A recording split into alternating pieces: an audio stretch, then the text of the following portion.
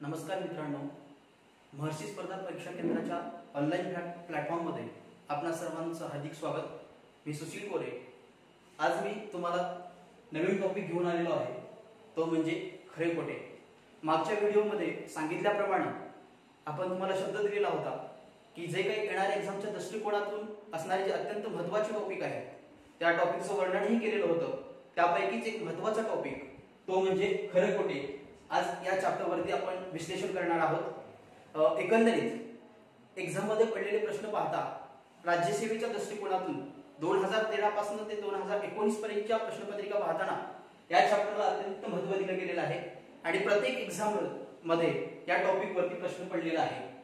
तर मित्रांनो, आपण एखादा टॉपिक शिकत असताना त्या टॉपिकचा आपण बेस बघत असतो, त्याच्यामध्ये काय कन्सेप्ट आहे का ती कन्सेप्ट पाहत असतो आणि नंतरच आपण उदाहरणाकडे जात असतो आणि त्याच्यानंतर आपण ऍप्लिकेशन सुद्धा पाहत असतो। बघा, खरे खोटे चॅप्टर शिकत असताना त्याच्यामध्ये नेमकं कन्सेप्ट काय, तर बघा ज्यावेळेस आपण या चॅप्टर मधले उदाहरण सोडू त्यावेळेस आपल्याला त्याच्यामध्ये 3 व्यक्तींचा अभ्यास करावा लागणार आहे बेस मध्ये या चॅप्टरच्या। मग त्या व्यक्ती कशा असतात बघा, पहिल्यांदा मी त्या सांगेन तुम्हाला। बघा, तुम्ही बघितलं असेल आपल्या समाजामध्ये जीवन जगत असताना 3 प्रकारच्या व्यक्ती असतात। एक सतत खरं बोलणारे व्यक्ती असतात, म्हणजे अशा प्रकारचे मला जेवढे जण ऐकत आहेत ते सगळेजण खरे बोलणारे आहेत, पण त्यांना सोडून बाकीचे या गटामध्ये मोडणारे नाही, म्हणजे खरे बोलणारे अशा लोकांचा एक गट आहे। म्हणजे बघा, खरे म्हणजे कसं, त्यांनी एखादे वाक्य बोललं ते खरं बोलतात, दुसरं वाक्य बोललं ते खरं बोलतात, तिसरं वाक्य बोललं ते खरं बोलतात। म्हणजे समाजामध्ये अशा प्रकारचा एक गट आहे, तो फक्त खरं आणि खरंच बोलत असतो। म्हणजे आपल्या चॅप्टरच्या दृष्टिकोनातून आपण व्यक्तिमत्वाचे 3 प्रकार बघत आहोत।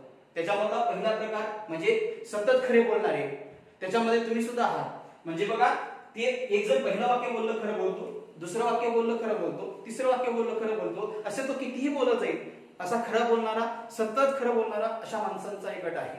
दुसरा बघा, दुसरा गट आहे खोटे बोलणारे। खोटे बोलणारे बघ, समाजामध्ये अशा प्रकारचे किंवा या चॅप्टर मध्ये सतत खोटे बोलणारे काही माणसांचा गट येतो। काही माणसं असे असतात सतत खोटं बोलत असतात, कुणाला पण, आपल्या आजूबाजूच्या लोकांना पण। आणि मित्रा, तू कुणालाही खोटं बोलत जा, परंतु आई वडिलांना खोटं बोलत जाऊ नको। परंतु आपल्या चॅप्टरच्या दृष्टिकोनातून प्रत्येक वाक्य बोलणारा माणूस हा खोटे बोलणारा हा एक आपल्या याच्यामध्ये गट आहे। तिसरा जो गट आहे तो म्हणजे एकदा खरं बोलतो आणि एकदा खोटे बोलतो। तिसरा गट व्यक्तिमत्वाचा, जो की आपल्या चॅप्टर मध्ये उपयोगाला येणार आहे, त्याचं एक वाक्य कसं असतं, खरं असतं, आणि दुसरं वाक्य कसं असतं, खोटं असतं। म्हणजे बघा, तो जर व्यक्ती पहिल्यांदा एक वाक्य बोलला तर तो खरं असतं, आणि जर दुसरं वाक्य बोललं तर ते खोटं असतं। आणखी जर समजा त्याने तिसरं वाक्य बोललं तर ते खरं असतं, आणि तो चौथं वाक्य बोलला तर तो खोटं असतं। म्हणजे बघा, आपण जे खरे वाक्य बोलतात त्यांना राईट हे चिन्ह देत आहोत, हे चिन्ह देत आहोत, आणि जे खोटे बोलतात त्यांना आपण गुणिले हे चिन्ह देत आहोत। बघा, एकंदरीत या चॅप्टरचा बेस बघत असताना आतापर्यंत आपण 3 व्यक्तिमत्वाचा अभ्यास केला।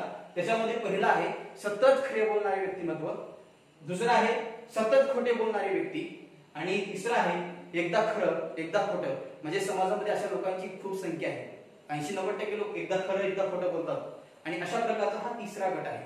म्हणजे एकंदरीत आपल्याला खरे खोटे या चॅप्टरवरचे उदाहरण सोडवत असताना आपल्याला 3 लोक माहित असणं गरजेचं आहे। ते म्हणजे खरे बोलणारे सतत, दुसरे सतत खोटे बोलणारे, आणि तिसरे खरे आणि खोटे बोलणारे। बघा, ह्या 3 व्यक्तिमत्व माहित झाल्यानंतर आता याचा योग्य तो उहापोह, या 3 व्यक्तिमत्वाचा उहापोह आपण या प्रश्नामध्ये याचा उपयोग कसा केलेला आहे एकंदरीत ते आपण बघणार आहोत। परंतु ते बघण्याच्या अगोदर ह्या खरे खोटे या चॅप्टर मधले उदाहरण सोडवत असताना आपण एकंदरीत 3 महत्त्वाच्या मेथड्स वापरणार आहोत। त्याच्यामधली मित्रो, पहिली मेथड आहे बहुमताची पद्धत, दुसरी आहे अझम्पशन मेथड, आणि तिसरी आहे तुम्हाला पर्यायाकडून सुद्धा उत्तराकडे जाता येतं। या 3 पद्धतीच्या अभ्यासाने आपण एकंदरीत खरे खोटे या चॅप्टर मधले उदाहरण सोडवत असतो। बघा, आता आपण समाजामध्ये आपल्या अवतीभोवतीची माणसं ओळखू शकत नाही, कोणती माणसं कशी आहेत ती, परंतु या चॅप्टरचा विचार करत असताना तुम्हाला या प्रश्नामध्ये सुद्धा माणसंच ओळखायची आहे। समाजामध्ये तुम्हाला माणसं ओळखणं खूप कठीण आहे, परंतु या उदाहरणामधलं फार सोपं आहे मित्रांनो। बघा, आपण आता उदाहरणाच्या माध्यमातून बघूया। उदाहरण बघा, आता हे उदाहरण आहे ASO पूर्व 2015 या परीक्षेमध्ये पडलेलं। बघा उदाहरण काय सांगते आता, पुढीलपैकी एक व्यक्ती चुकीचं विधान करते. बघा उदाहरण, पुढीलपैकी एक व्यक्ती चुकीचं विधान करते. जर दोन व्यक्ती योग्य विधान करत असतील तर, जर दोन व्यक्ती योग्य विधान करत असतील तर कोणत्या पक्षाने निवडणूक जिंकली? हा तुमचा साधा आणि सोपा सरळ प्रश्न आहे. बरोबर. आता बघा एक महत्त्वाचा सेंटेन्स तुम्हाला सांगतो. खरे खोटे चॅप्टर मध्ये एखादा प्रश्न तुमच्या प्रश्नपत्रिकेमध्ये बघितल्यानंतर तुमची नजर त्या प्रश्नामधला जो व्यक्ती आहे तो व्यक्ती कोणत्या गटामध्ये मोडणार आहे? तो खरे बोलणार आहे सतत, का सतत खोटे बोलणार आहे, का काही खरं काही खोटं बोलणार आहे? या तीन गटामध्ये कोणत्या गटामध्ये मोडतो? का तिन्ही गटांचं वर्णन केलेलं आहे, म्हणजे कोणत्या व्यक्तींचा गट आहे इथं गेली पाहिजे. बघा प्रश्न वाचल्यानंतर तुमची नजर या ठिकाणी गेली पाहिजे. बघा इथं या ठिकाणी म्हटलेलं आहे काय, एक व्यक्ती जो आहे तो चुकीचं विधान करतोय. एक व्यक्ती काय करतोय म्हणजे बघा एक जो व्यक्ती आहे या उदाहरणामध्ये तो चुकीचं विधान करतोय. चुकीचं म्हणजे मी त्याला गुन्हेगार करेन, चुकीचं विधान करतोय. आणि दोन व्यक्ती काय करत आहेत? योग्य विधान करत आहेत. बघा म्हणजे मी त्याला राईट म्हणतो. बघा असे हे तीन व्यक्ती आहेत. या उदाहरणामध्ये दिलेले हे तीन व्यक्ती आहेत, त्याच्यामधला एक चुकीचं विधान करतोय आणि दोन योग्य विधान करतायत. ते कुठं बघितला तुम्ही? तुमची परीक्षेमध्ये प्रश्न बघितल्या तुमची पहिली नजर त्या व्यक्तिमत्वावरती गेली पाहिजे की मला सांगितलेल्या या तीन व्यक्तिमत्वापैकी तो जो व्यक्ती दिलेला आहे प्रश्नामध्ये तो व्यक्ती कोणत्या प्रकारचा आहे. बघा आता आपल्याला माहित झालं दिलेल्या प्रश्नामध्ये कोणती व्यक्ती आहेत, कोणते आहेत मित्र हो. पुन्हा एकदा बघा, एक खोटा बोलणार आहे आणि दोन खरे बोलणार आहे. बरोबर. तुमचं पहिलं काम संपलं, प्रश्न बघितल्यानंतर व्यक्तिमत्व ओळखणं. आता दुसरं काय काम आहे आपल्याला उत्तराकडे जाण्यासाठी? बघा आता मी पहिल्यांदा बहुमताच्या पद्धतीने कसं सोडवावं हे सांगतो, परंतु त्यासाठी मी महत्त्वाच्या दोन अटी सांगत आहे या ठिकाणी. पहिली अट आहे, जर मला एखादं उदाहरण बहुमताच्या पद्धतीने सोडवायचं असेल तर त्या उदाहरणामध्ये जे काही व्यक्तिमत्व असतात, जे व्यक्ती असतात ते व्यक्ती खरे आणि खोटे बोलणारेच असले पाहिजेत. ते व्यक्ती सगळेच जर खोटे बोलणारे असतील तर ते चालणार नाही. माझं जे व्यक्तिमत्व येणार आहे ते एकतर खरे आणि खोटे या दोघांचं कॉम्बिनेशन असलं पाहिजे, तर आणि तरच मला बहुमताच्या पद्धतीचा अवलंब करता येतो, अन्यथा मला या पद्धतीचा अवलंब करता येत नाही. मग माझी अट पूर्ण होते, कारण की दिलेल्या उदाहरणामध्ये एक व्यक्ती खोटं बोलणार आहे आणि दोन व्यक्ती खरे बोलणारे आहेत, म्हणजे मला या ठिकाणी बहुमताची पद्धत अवलंबता येते. बघा आता मग बघा बहुमत म्हणजे काय नेमकं? तुम्हाला सर बोलत आहेत बहुमत म्हणजे काय, पण नेमकं बहुमत म्हणजे काय आता बघूया आपण. बघा आता आपल्या याच्यामध्ये तीन पात्र आहेत, एक आहे कमा, दुसरा आहे नमा, तिसरा आहे पमा. तुम्हाला प्रश्न काय विचारलाय? कोणत्या पक्षाने निवडणूक जिंकलेली आहे याचं उत्तर तुम्हाला काढायचं आहे. बघा आता तीन व्यक्ती आहेत, तीन व्यक्तींना आता कोणीतरी विचारतंय, त्याच्यामध्ये बघा पहिली व्यक्ती काय बोलते म्हणजे कमा काय बोलते? बघा ए किंवा बी पैकी कोणत्याही पक्षाने निवडणूक जिंकली नाही. पहिलं सेंटेन्स आहे. बरोबर आहे, हे कमाचं सेंटेन्स आहे. दुसरं नमा काय म्हणते? एक पक्षाने निवडणूक जिंकली. बरोबर. आणि तिसरं पमाचं सेंटेन्स आहे ए किंवा बी पैकी एका पक्षाने निवडणूक जिंकली. बघा तुम्हाला काय विचारलंय? कोणत्या पक्षाने निवडणूक जिंकलेली आहे. मग तुम्ही बघायचं पहिल्यामध्ये तर पहिलं सेंटेन्स बघा काय म्हणलं, ए किंवा बी पैकी कोणत्याही पक्षाने निवडणूक जिंकली नाही. इतर तर सकारात्मक होकारार्थी वाक्य नाही, ह्याचा विषय सोडून द्या. बघा दुसरं नमा काय म्हणते? ए पक्षाने निवडणूक जिंकली. बघा आपल्याला विचारलंय कोणत्या पक्षाने निवडणूक जिंकली, त्याच्यामध्ये नमा काय म्हणते? ए पक्षाने निवडणूक जिंकली. आपल्याला एक पात्र भेटलं की ए पक्षाने निवडणूक जिंकली आहे. नंतर बघा पमा काय म्हणतोय? ए किंवा बी पैकी एका पक्षाने निवडणूक जिंकली. पमा 100% खरं सांगत नाही, पण पमा एवढं सांगू शकतो की ए किंवा बी या दोघांपैकी एकाने जिंकलेली आहे. म्हणजे बघा अर्थ असा घ्या की इथं ए या पक्षाने निवडणूक जिंकली असं नमा म्हणतो आणि पमा म्हणतो ए किंवा बी पैकी एकाने जिंकली. याचा अर्थ कोण जिंकली असेल? मग एनं जिंकली असेल असं समजू, कारण इथं एक मत पडलं एला नमाचं आणि पमाचं एक मत पडलं. असे एला किती मत पडले? 2 मत पडले मित्रांनो. असे एला किती मत पडले? 2 मत पडले. परंतु बी ला जर इथं आपण घरी समजा इथं जर म्हटलं बी न निवडणूक जिंकली तर बी ला फक्त एकच मत पडतं, सगळ्यात जास्त ए ला मत पडली. म्हणून या प्रश्नाचं उत्तर कोणत्या पक्षाने निवडणूक जिंकली असेल तर याचं उत्तर आहे ए या पक्षाने निवडणूक जिंकलेली आहे. अशा प्रकारे यामध्ये आपण बहुमताच्या पद्धतीवर हे उदाहरण सोडवलं. आता आपण दुसऱ्या पद्धतीने सोडून बघू. आपण अझम्पशन मेथड क्रमांक 2. आपल्याला हे उदाहरण 3 प्रकारे सोडवायचं आहे. आता आपण एक पद्धतीचा अवलंब केलेला आहे. आता आपण दुसऱ्या पद्धतीचा अवलंब करणार आहोत. त्या दुसऱ्या मेथडचं नाव आहे अझम्पशन मेथड. बघा, या मेथडमध्ये आपण एखादं गृहीतक मांडत असतो, म्हणजे गृहीत धरत असतो. बघा आता कसं गृहीत धरत असताना सुद्धा साधा आणि सोपा एक नियम तुमच्या डोक्यामध्ये असला पाहिजे. त्याच्यामध्ये बघा आता कमा काय म्हणते, ए किंवा बी पैकी कोणत्याही पक्षाने निवडणूक जिंकली नाही. हे 3ही वाक्य तुम्ही वाचलेली आहेत. या 3 वाक्याचा विचार करत असताना अझम्पशन मेथड मध्ये सगळ्यात महत्त्वाचं एक वाक्य लक्षात ठेवायचं की अझम्पशन करत असताना त्याच्यामध्ये कोणती वाक्य एकमेकाच्या होकारार्थी आणि नकारार्थी, म्हणजे एखादं वाक्य दिलं असेल ते होकारार्थी आणि नकारार्थी एकमेकाच्या विरुद्ध आहेत तर ते बघणं गरजेचं आहे. तर तुम्हाला लवकरात लवकर अझम्पशन करताना सोपी मेथड जाईल आणखी ती. म्हणजे बघा आता ह्याच्यामध्ये त्या कमामध्ये हे वाक्य कसं आहे, जिंकली नाही याचा अर्थ काय आहे, ए किंवा बी कोणत्याही पक्षाने निवडणूक जिंकली नाही हे वाक्य नकारार्थी आहे. आणि या नकारार्थी वाक्याचं मला जर होकारार्थी वाक्य करायचं असेल तर बघा इथं कमानं केलेलं वाक्य होकारार्थी आहे. काय, ए किंवा बी पैकी एका पक्षाने निवडणूक जिंकली, म्हणजे याचा अर्थ या ठिकाणी वाक्य नकारार्थी आहे आणि या ठिकाणी वाक्य होकारार्थी आहे. असं जर तुम्हाला 2 पात्र जर बोलत असतील तर त्याच्यामधलं जे नकारार्थी वाक्य आहे, निगेटिव्ह सेंटेन्स आहे, त्या सेंटेन्स कधीही तुम्ही काय धरायचं, फाल्स धरायचं, चुकीचं धरायचं, म्हणजे तुम्हाला गुणिले धरायचं आहे. म्हणजे तुम्हाला इथं दिलेली जी अट आहे त्या अटीमध्ये बसलं एक विधान चुकीचं आहे, म्हणजे पहिलं विधान आपण अझम्पशन मेथड सोडवत असताना हे चुकीचं धरणार आहे. बरोबर. तुम्हाला अझम्पशन मेथडचा गृहीतके जर मेथडचा अवलंब करायचा असेल तर तुम्हाला या ठिकाणी जिंकली नाही जे निगेटिव्ह सेंटेन्स आहे ते तुम्हाला काय धरावं लागेल, फाल्स धरावं लागेल, असत्य धरावं लागेल, चुकीचं धरावं लागेल. बरोबर. मग बाकीचे जी 2 सेंटेन्स आहेत ते काय योग्य असणार आहेत आपल्या अटीप्रमाणे. अट कुठे दिले, 2 व्यक्ती योग्य आहेत त्याच्याप्रमाणे हे तर योग्य असेल, कारण की हे जर निगेटिव्ह फाल्स असेल तर हे पॉझिटिव्ह कसं असेल, ट्रू असेल, खरं असेल. आणि हे सुद्धा खरं असेल. हे का खरं असेल दुसरं वाक्य, तर इथं तुम्हाला अटीमध्ये दिलेलं आहे की 2 व्यक्ती योग्य विधान करत आहेत. मग बघा, मग नंतर आपलं सेम तीच. आता नमा काय म्हणते, ए पक्षाने निवडणूक जिंकली आणि पमा सुद्धा म्हणते ए किंवा बी पक्षाने निवडणूक जिंकली. याचा अर्थ अझम्पशन मेथडला सुद्धा सोडवत असताना तुमचं उत्तर कोणतं येत आहे, हो, ए पक्षाने निवडणूक जिंकलेली आहे.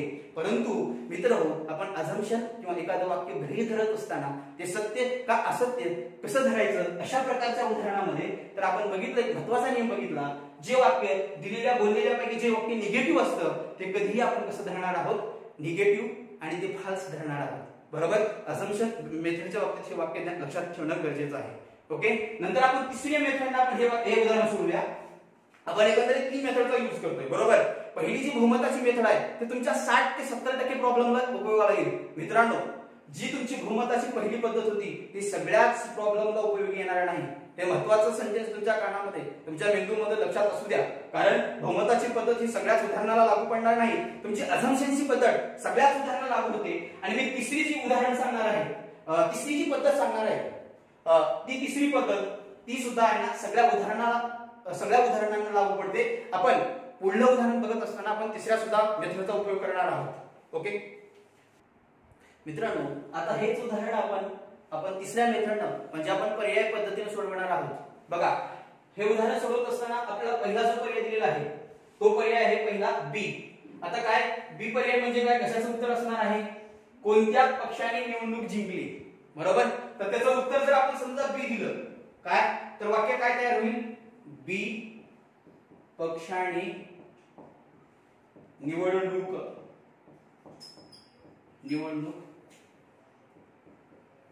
जिंकली. बघा, जर आपण पर्याय बी हे या प्रश्नाचं उत्तर जर कधी ठरलं, जर प्रश्नाचं उत्तर तो जर पर्याय धरला तर वाक्य काय तयार होईल, बी पक्षाने निवडणूक जिंकली. फक्त मी कोणत्याच्या जागी फक्त बी टाकलेला आहे आणि इथे लिहिलंय मी बी पक्षाने निवडणूक जिंकली, हे आपलं आन्सर असेल. मग आता आपण पर्याय पद्धतीने आता हे उदाहरण सोडवत आहोत. तर बघा, आता पहिला पर्याय मी गृहीत धरला, बी या पक्षाने निवडणूक जिंकली. तर आता बी या पक्षाने निवडणूक जिंकली हे वाक्य हे सत्य मानून हे माझ्या प्रश्नाचं उत्तर आहे असं म्हणून आपल्याला हे 3 सेंटेन्स त्या 3 वाक्यांचा पडताळा घ्यायचा आहे. बघा आता कसं. पहिलं सेंटेन्स बघा, कमाल बोललेलं ए किंवा बी पैकी कोणत्याही पक्षाने निवडणूक जिंकली नाही. बरोबर. पहिलं हे कोण बोललेलं सेंटेन्स आहे, कमाना बोललेलं सेंटेन्स आहे. परंतु आपल्याला सेंटेन्स काय पाहिजे उत्तराचं, बी पक्षाने निवडणूक जिंकली. परंतु इथं काय म्हणतंय कमा, ए किंवा बी न जिंकली नाही. याचा अर्थ आपण धरलेलं उत्तर हे योग्य होत आहे का हो, नाही. याचा अर्थ पहिलं हे बोललेलं सेंटेन्स कसं आहे, फाल्स आहे. बरोबर आहे, चुकीचं आहे, रॉंग आहे. ओके. मग बघा आता जर समजा आता उत्तर जर बी धरलं आपण तर नमानं बोललेलं वाक्य काय होतं बघू आपण. नमानं बोललेलं वाक्य काय, ए पक्षाने निवडणूक जिंकली. पण आपलं उत्तर काय पाहिजे, बी पक्षाने निवडणूक जिंकली असं मला उत्तर पाहिजे. बरोबर. आपण पहिला पर्याय चेक करत आहोत. मग हे नमानं बोललेलं वाक्य काय, ए पक्षाने निवडणूक जिंकली. परंतु मला उत्तर पाहिजे बी पक्षाने निवडणूक जिंकली. याचा अर्थ दुसरं हे सुद्धा आपण जर पर्याय पद्धतीने गेलं तर हे सुद्धा वाक्य फाल्स ठरतं. परंतु मित्र हो, ज्यावेळेस 2 वाक्य फाल्स आपल्या इथे ठरत आहेत, परंतु आपल्या मेथडनुसार आता पर्याय पद्धतीनं जी काही आठ दिलेली आहे ती आठ कोणती आठ दिलेली आहे, एक व्यक्ती चुकीचं विधान करते फक्त. परंतु आपण जर उत्तर बी म्हणलं तर चुकीच्या व्यक्ती किती निघाल्या आहेत, 2 निघाल्या आहेत. 2 व्यक्ती आपल्याला चुकीच्या भेटत आहेत. याचा अर्थ आपलं उत्तर बी नाही आहे. बरोबर. हे कळलं. मग बघा, म्हणजे आपलं उत्तर तर बी नाही. चला पहिला पर्याय कटला. आपण पर्याय पद्धतीने सोडवत आहोत, लक्षात घ्या. समजत नसेल तर हा व्हिडिओ पुन्हा बघा. नंतर बघा दुसरा पर्याय कोणता आहे बघा, ए बघा. आता आपण जर उत्तर ए धरलं तर ए पक्षाने निवडणूक जिंकली अशा प्रकारचा आपला सेंटेन्स तयार होईल, आपला आन्सर तयार होईल. बरोबर. आता ए पक्षाने निवडणूक जिंकली हे आन्सर आपल्याला त्या किती वाक्यातून, त्या तिघांनी बोललेल्या किती सेंटेन्स मधून मिळतं हे चेक करूया आपण. बघा आता पहिलं सेंटेन्स कमाना बोललेलं ए किंवा बी कोणत्याही पक्षाने निवडणूक जिंकली नाही. आपला उत्तर काय पाहिजे मित्रा, ए पक्षाने निवडणूक जिंकली हे पाहिजे. परंतु इथं काय म्हणताय, जिंकली नाही असं म्हणत आहे. याचा अर्थ पहिलं विधान कोणतं आलं, पहिलं विधान फाल्स झालं, खोटं येते. बरोबर. मग नंतर दुसरं विधान आपण चेक करूया. दुसरं विधान काय म्हणतंय, एक पक्षाने निवडणूक जिंकली. आणि आपल्याला उत्तर पण काय पाहिजे, एक पक्षाने निवडणूक जिंकली असं आपल्याला उत्तर पाहिजे. याचा अर्थ नमानं बोललेलं वाक्य या मेथडनुसार सोडवत असताना कसं आहे, खरं आहे. बघा आपल्याला एक वाक्य खोटं मिळालं, दुसरं वाक्य खरं मिळालं. आता तिसरं वाक्य चेक करूया आपण. आपल्याला उत्तर पाहिजे एक पक्षाने निवडणूक जिंकली आणि पमानं बोललेलं वाक्य काय, ए किंवा बी पैकी एका पक्षाने निवडणूक जिंकली म्हटलेलं आहे. याचा अर्थ ह्याच्या सुद्धा होकार आहे. बघा एक पक्षाने म्हणजे ए किंवा बी पैकी एका पक्षाने निवडणूक जिंकली. याचा अर्थ ह्याच्यामध्ये सुद्धा होकार अर्थ निर्माण होतोय. एक पक्षाने निवडणूक जिंकली असं आपल्याला ह्याच्यामध्ये सुद्धा भेटतंय. याचा अर्थ तिसरं सेंटेन्स सुद्धा राईट झालं.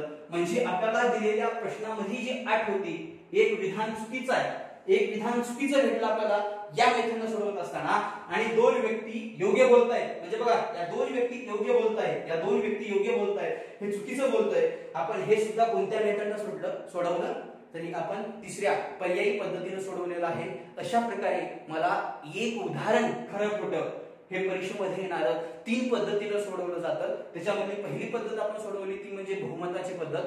पण बहुमताची पद्धत सोडवत असताना मित्रा एक वाक्य लक्षात ठेव, त्या वाक्यामध्ये जे काही 3 वाक्य बोलणारे व्यक्तिमत्व असतात त्याच्यामधले वाक्य खरे आणि खोटे ह्या दोघांचं कॉम्बिनेशन असलं पाहिजे, तर आणि तरच ती मेथड यूज करता येते. आणि मित्रा दुसरी आपण जी मेथड वापरली ती म्हणजे अझम्पशन मेथड. जगामधलं कोणत्याही प्रकारचं गणित खरे खोटेवरती पडलं तर तुला अझम्पशन मेथडनं सोडवता येते मित्रा. आणखी आपल्याला उदाहरणं सोडवायची आहेत, तर आपण हे उदाहरण सुद्धा सोडवलं. आणि तिसरी मेथड म्हणजे आपण पर्यायी पद्धतीनं पर्यायाला गृहीत धरून सुद्धा आपण हे उदाहरण सोडवलेलं आहे. ओके. आणखी आपण उदाहरण सोडवण्याचा प्रयत्न करूया. बघा मित्रो, यानंतर आपण याच टॉपिक मधलं दुसरं उदाहरण बघणार आहोत. बघा दुसरं उदाहरण, ए बी व सी या तिघांपैकी खात्रीने कोणीतरी कुंपणाची भिंत पाडणारा गुन्हा केला आहे. चौकशी करणाऱ्यांना त्यांच्याकडून पुढील उत्तरे मिळाली. बघा एक कुंपण होतं, त्या कुंपणाला कोणतरी पाडलेलं आहे, कोणीतरी चौकशीला आलं आणि त्यांना खालीलप्रमाणे उत्तरे मिळालेली आहेत. तर मी तुम्हाला म्हटलेलं होतं की मित्रांनो, आपल्याला जर खरे खोटे मधला प्रश्न तुमच्या डोळ्याला दिसता क्षणी तुमची पहिली नजर ही कुठे गेलेली पाहिजे की या प्रश्नामध्ये दिसणारे व्यक्ती कसले आहेत, एकतर खरे बोलणारे आहेत, खोटे बोलणारे आहेत का खरे आणि खोटे बोलणारे आहेत हे बघणं गरजेचं आहे. तर माझी नजर लगेच जाते बघा बघा या ठिकाणी हे तिघेही खरे कधीही बोलत नाहीत. बरोबर आहे. बघा इथं या ठिकाणी तुमची पहिली नजर या ठिकाणी गेली पाहिजे. म्हणजे याचा अर्थ हे जे तीन पात्र दिलेले आहेत, हे तीन उत्तरं दिलेली आहेत, हे तिन्ही उत्तरं सबसे खोटे आहेत, चुकीचे आहेत. बघा मग पहिली नजर तुमची या ठिकाणी गेली. नंतर तुम्हाला काय विचारलेलं आहे तर कुंपण पाळणाऱ्या व्यक्तीचा निर्देश करणारा पर्याय निवडा. बरोबर. बघा आता हे उदाहरण सोडवत असताना मी तुम्हाला त्याच्या अगोदरच्या उदाहरणामध्ये सांगितलं की बाळांनो जर तुम्हाला खरे खोटे मधलं उदाहरण जर बहुमत पद्धतीने सोडवायचं असेल तर त्याच्यामध्ये खरं आणि खोटं वाक्याचं कॉम्बिनेशन पाहिजे. परंतु या ठिकाणी तिन्ही वाक्य कशी आहेत मित्र, तिन्ही वाक्य खोटे आहेत. मग मला हे अझम्पशन मेथडने सोडवावं लागेल. अझम्पशन मेथडने सोडवत असताना आता बघा अत्यंत सोपं उदाहरण टाकलेलं आहे परीक्षेमध्ये, असं ASU मुख्य 2015 मध्ये पडलेलं आहे. बघा आता याच्यामध्ये पहिलं ए काय सेंटेन्स बोलतो बघा, बीने कुंपण पाडलेलं मी पाहिलं. बरोबर. हे वाक्य त्यांनी बोललेलं आहे. परंतु आपल्याला 8 कंडिशन काय दिलेली आहे, कंडिशन महत्त्वाची आहे. मी म्हटलं होतं मला पहिली नजर तुमची इथं गेली पाहिजे. काय तर हे वाक्य कसं आहे, चुकीचं आहे असं म्हणते. याचा अर्थ बघा आता वाक्य तुमचं आहे बीने कुंपण पाडलेलं मी पाहिलं. जर हे जर वाक्य चुकीचं असेल तर बीने कुंपण पाडलेलं नाही असा अर्थ होतो. बरोबर आहे. म्हणजे याचा अर्थ बीने कुंपण पाडले का हो नाही. ओके. मग याच्या पर्यायामध्ये आपला आता बी कुठे आहे बघा, इथं ए किंवा बी. बी न पाडले का म्हणजे हा पर्याय येणार नाही.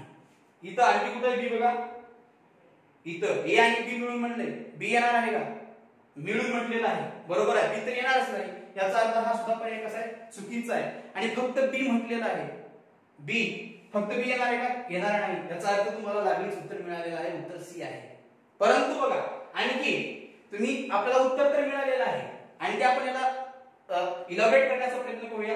मग बघा आता दुसरं वाक्य काय म्हटलेलं आहे त्यांनी, येणे कुंपण पाडताना मी प्रत्यक्ष पाहिलं.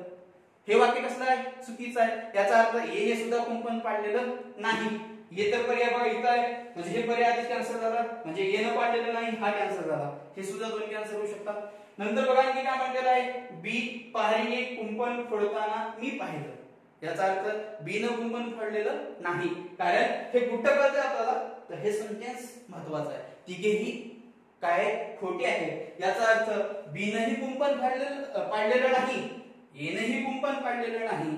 याचा अर्थ पर्यायामध्ये बघत असताना इथं ए किंवा बी म्हटले, ए नाही पाडले नाही, बी नाही पाडलं नाही, पर्याय येणारच नाही, हाही येणार नाही. आणि बी न म्हटले हाही येणार नाही. म्हणून याचं करेक्ट योग्य उत्तर काय असेल, फक्त सी असेल. हा प्रश्न ASU मुख्य 2015 मध्ये येऊन गेलेला आहे. साधा आणि सोपा होता. आता आपण तिसरं उदाहरण बघूया मित्रांनो. आता आपण या चॅप्टर मधलं आपण तिसरं उदाहरण पाहणार आहोत. तर आपण दुसऱ्या उदाहरणामध्ये जे तुम्हाला 3 वाक्य दिलेले होते ते तिन्ही वाक्य खोटे होते. अशा प्रकारचं आपण उदाहरण बघितलं. त्यामध्ये आपल्याला बहुमत पद्धतीचा अवलंब करता आलेला नाही. मग आता आपण तिसरं उदाहरण बघणार आहोत. अशा प्रकारची बरीच उदाहरणं एक्झाम मध्ये पडलेली आहेत. बघा उदाहरण हे परीक्षेमध्येच पडलेलं आहे राज्य सिव्हिल मध्ये. ते उदाहरण आहे, अजिंक्य, रमेश व वैभव यांना प्रथम, दुसरा, तिसरा क्रमांक मिळाला. 3 व्यक्ती आहेत, अजिंक्य, रमेश व वैभव यांना प्रथम, दुसरा, तिसरा हे क्रमांक मिळालेले आहेत, पण क्रमाने नव्हे. त्यांना विचारले असता प्रत्येकी 2 उत्तरे देतात. त्यापैकी एक खरे व एक खोटे असते. त्यापैकी एक खरे व एक खोटे असते, पण त्याच क्रमाने नव्हे. त्यांची उत्तरे खालील प्रमाणे आहेत. बघा तुम्हाला 3 विद्यार्थी आहेत, त्यांचा पहिला, दुसरा क्रमांक आणि तिसरा क्रमांक आहे, पण त्याच क्रमाने नाही. तर तुम्हाला काय विचारलेलं आहे, हे या तिघांनी बोललेले हे 3 सेंटेन्स आहेत, ते 3 विधान आहेत. बरोबर. आणि शेवटी विचारलेलं आहे तुम्हाला अजिंक्यला कोणता क्रमांक मिळाला. बरोबर. अशा प्रकारचा हा तुमचा राज्य सेवेमध्ये पडलेला प्रश्न असावा. त्याच्यामध्ये बघा मी तुम्हाला म्हटलेलं होतं, जर तुम्हाला खरे खोटेचं उदाहरण तुमच्या डोळ्याला दिसता क्षणी तुमची नजर कुठे गेली पाहिजे, त्या उदाहरणामध्ये बोलणारे जे व्यक्तिमत्व आहेत ते कोणते आहेत. सगळे खरे बोलणारे आहेत, सगळे खोटे बोलणारे आहेत का खरे आणि खोटे बोलणारे आहेत? बघा कुठं मिळाली तुम्हाला ही माहिती? त्यांना विचारलं असता प्रत्येकी 2 उत्तरे देतात, त्यापैकी एक खरे आणि एक खोटे असते, बरोबर? म्हणजे माझं ह्या उदाहरणामध्ये असणारे जे व्यक्ती आहेत ते खरे पण बोलणारे आहेत आणि ते खोटे पण बोलणारे आहेत। गेल्या उदाहरणामध्ये काय होतं? फक्त खोटे बोलणारे होते आणि जे आपण पहिलं उदाहरण बघितलं होतं त्याच्यामध्ये खरे आणि खोटे बोलणारे होते। परंतु या उदाहरणाचं वैशिष्ट्य म्हणजे जे रमेश हे जे जो बोलतोय, जो उत्तर देतोय ते 2 वाक्यामध्ये बोलतोय, बरोबर? तो 2 वाक्य बोलतोय, त्याच्यामधलं पहिलं वाक्य खरं तरी आहे किंवा खोटं तरी आहे आणि दुसरं वाक्य खरं तरी खोटं तरी आहे। याचा अर्थ पहिलं जर वाक्य खरं असेल तर दुसरं कसं असणार आहे? खोटं असणार आहे। तसंच वैभवचं सुद्धा पहिलं जर वाक्य वैभवनं बोललेलं खरं असेल तर दुसरं वाक्य कसं असणार आहे? खोटं असणार आहे। मित्र हे तुला कुठे कळलं? तर ते कुठे कळलं मला? तर या प्रश्नामध्ये सांगितलेल्या अटीमध्ये कळलेलं आहे, बरोबर?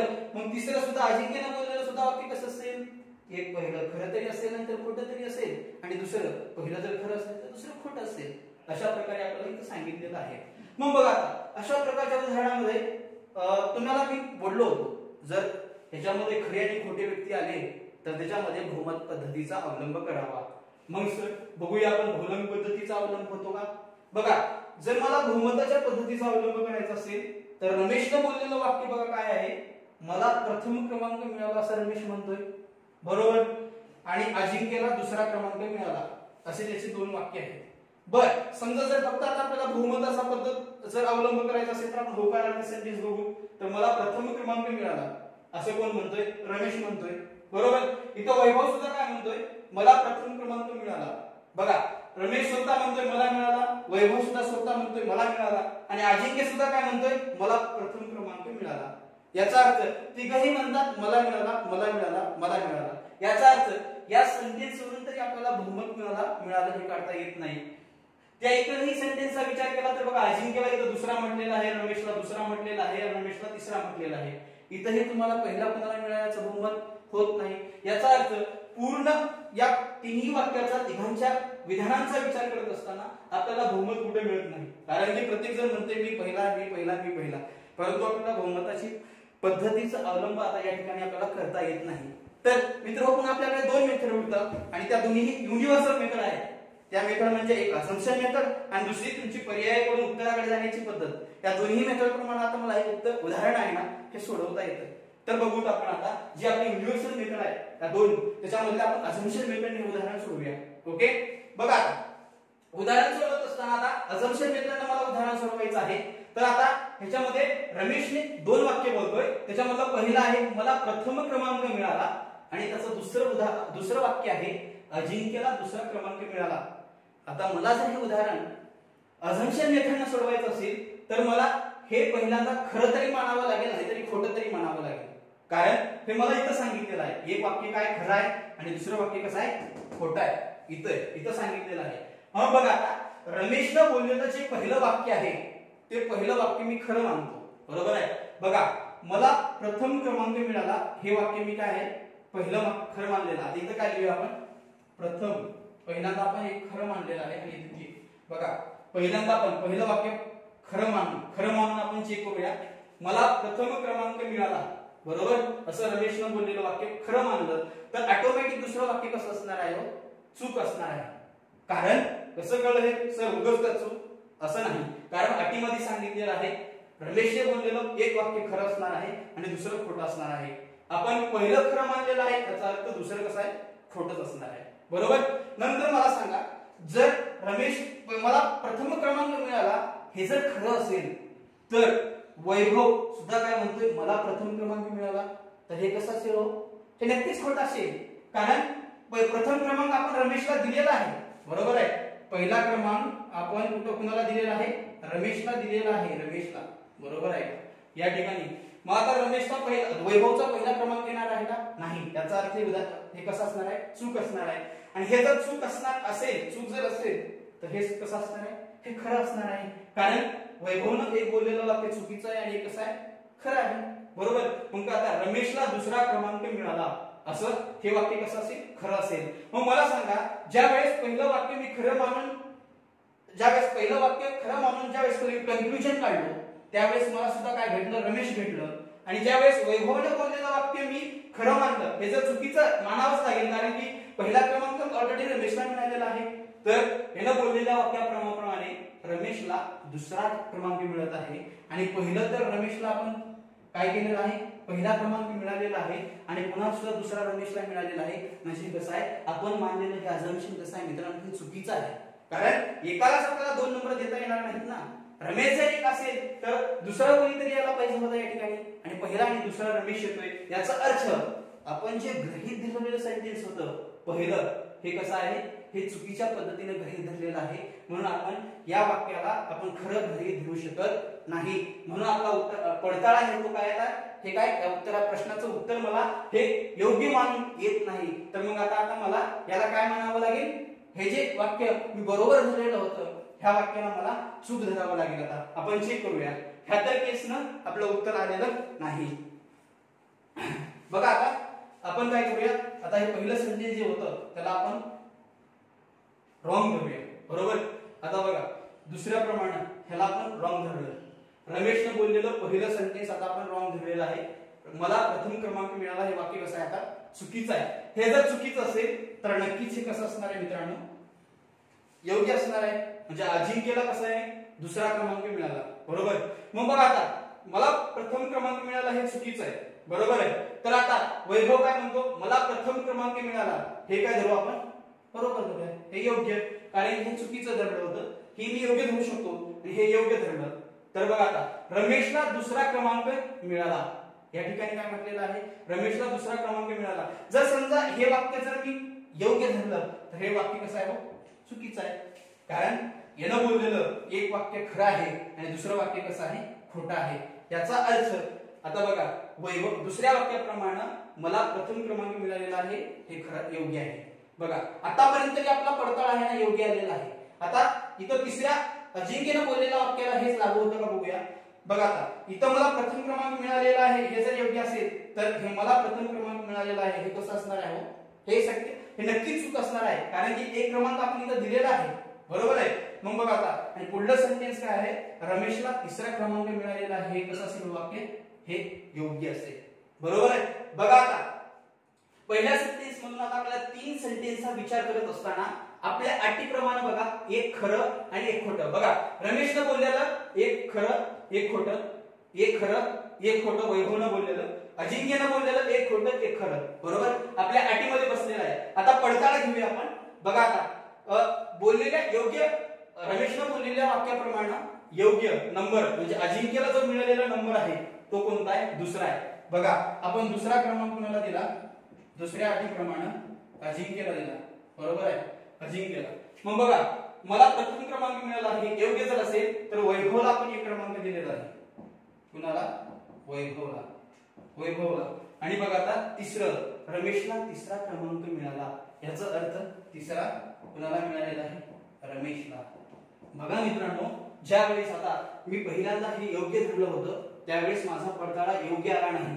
परंतु ज्या वेळेस मी वाक्य हे काय रॉंग धरलं, चुकीचं धरलं, त्यावेळेस माझे पूर्ण जे काही वाक्य गृहीत धरलं गेलं त्याप्रमाणे मला पहिला वैभव, दुसरा अजिंक्य आणि तिसरा रमेश मिळालेला आहे.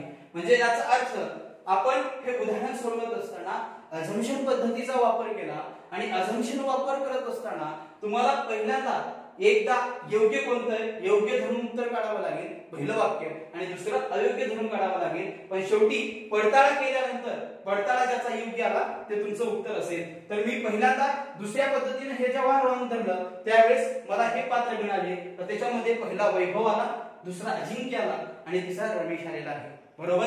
हे मी आता उदाहरण अझम्पशन पद्धतीने सोडवलेलं आहे. तर फक्त मित्रांनो तुम्हाला खरे खोटे या चॅप्टरचा विचार करत असताना याच्यामध्ये पहिल्यांदा सगळ्यात महत्त्वाचं हे आहे की तुम्हाला त्या प्रश्नामध्ये दिलेले व्यक्तिमत्व कोणते आहेत हे तुम्हाला सगळ्यात पहिल्यांदा ओळखणं गरजेचं आहे. एकंदरीत बघा आज आपण काय शिकलेलो आहे, एकंदरीत या चॅप्टरचा विचार करत असताना या चॅप्टरला अत्यंत महत्त्व दिलं गेलेलं आहे. एक्झामला नवीन पॅटर्ननुसार राज्यसेवेच्या 2013 पासून या टॉपिक वरती प्रश्न विचारले गेलेले आहेत. अत्यंत महत्त्वाचा येणाऱ्या राज्यसेवेमध्ये 100% आणि 100%. जर आताच्या ट्रेंड प्रमाणे बघितलं तर या चॅप्टर वरती प्रश्न असणार आहे. आणि विद्यार्थी मित्रांनो हे प्रश्न तुम्हाला एकतरी अत्यंत सोप्या पद्धतीने पद्धतीनं जर तुमची मेथड लागू झाली बहुमत पद्धतीनं तर 5 सेकंदामध्ये येऊ शकतं. 5 सेकंदामध्ये लगेच तुम्हाला उत्तर मिळेल. जर समजा तुमची बहुमत पद्धतीनं तर तुम्हाला अझम्पशन मेथडनं सोडवावं लागेल. आणि जर समजा कुणाला वाटत असेल सर मला हे योग्य धरणं पुन्हा हे जर थोडंसं किचकट वाटत असेल तर तुम्ही तिसरी सुद्धा मेथड तुमच्यासाठी मी सांगितलेली आहे. ती मेथड म्हणजे आहे तुम्हाला ह्या पर्यायाकडून उत्तराकडे जाता येतं. पर्यायाकडून सुद्धा उत्तराकडे जाणं ही सुद्धा तेवढीच महत्त्वाची आणि सोपी साधी पद्धत आहे. म्हणजे एकंदरीत आपण या चॅप्टर मध्ये 3 पद्धतीचा अवलंब केला आणि शेवटी ह्या पूर्ण ही उदाहरण सोडवायचं असेल तर तुमची प्रत्येक नजर ह्या वाक्यामध्ये असणारी त्या प्रश्नामध्ये असणारी जी अट आहे त्या अटीवरती असावी. तर मला वाटतं त्या 3 पद्धतीचा अवलंब केल्यानंतर असं एकही खडेपोटीपर्यंत आतापर्यंत उदाहरण जे काही युपीएससीला पडलेलं असू द्या ते राज्यसेवेला पडलेलं असू द्या ते कंबाईनला पडलेलं असू द्या आणि ज्या काही सर्व परीक्षांच्या ज्या मुख्य परीक्षा आहेत त्या मुख्य सुद्धा परीक्षेला प्रश्न आलेला आहे. एवढेच नव्हे मित्र हो, हे सुद्धा महत्वाचं आहे की पाठीमागे महापरीक्षा पोर्टलनी एक्झाम घेतल्या त्याच्यामध्ये सुद्धा कृषी विभागाच्या ज्या परीक्षा झालेल्या आहेत त्याच्यामध्ये सुद्धा खरे खोटे प्रश्न आलेले आहेत ते तुम्ही सुद्धा चेक करा. याचा अर्थ हे कदाचित उद्याच्या पोलीस भरतीला सुद्धा अशा प्रकारचा प्रश्न येऊ शकतो. म्हणून एकंदरीत सगळ्याच कॉम्पिटिटिव्ह एक्झाम करता हा चॅप्टर महत्वाचा आहे. जर चॅप्टर तुम्हाला एकदा बघून जरी कळलं नसेल तर पुन्हा पुन्हा हा व्हिडिओ बघण्याचा प्रयत्न करा आणि पुन्हा पुन्हा हे उदाहरण याच्यावर सोडवा. एकंदरीत आपण मी आज उदाहरण घेत असताना जे 3 उदाहरण घेतलेले आहेत ते 3ही उदाहरण वेगवेगळ्या प्रकारचे घेतलेले आहेत. पहिलं खरे खोटे म्हणजे खरे बोलणारे खोटे बोलणारे होते, पुन्हा सगळे खोटे बोलणारे होते आणि तिसऱ्यामध्ये काही 2 वाक्य बोलणारे होते, एक खरं आणि एक खोटं. अशा कॉम्बिनेशन मी घेण्याचा प्रयत्न केलेला आहे. याही अनेक उदाहरणं तुमच्या पुस्तकामध्ये आहेत, एक्झाम मध्ये आहेत, पेपर मध्ये आहेत ते सोडवण्याचा प्रयत्न करावा. नक्कीच तुम्हाला एक पहिली मेथड बहुमत पद्धतीनं लवकरात लवकर उत्तराकडे जाता येईल. दुसरी मेथड तुम्हाला अझम्पशन पद्धतीनं म्हणजे अझम्पशन पद्धत आणि पर्यायाकडून उत्तराकडे जाण्याची पद्धत या 2 युनिव्हर्सल मेथड आहे या मेथडनं सोडवण्याचा प्रयत्न करावा. एकंदरीत तुम्हाला या टॉपिकचं पुरेपूर ज्ञान देण्याचा मी पुन्हा प्रयत्न केलेला आहे. जरूर येणाऱ्या एक्झाम मध्ये तुम्हाला या चॅप्टरचा उत्तरोत्तर फायदा होईल असं मी समजतो. धन्यवाद.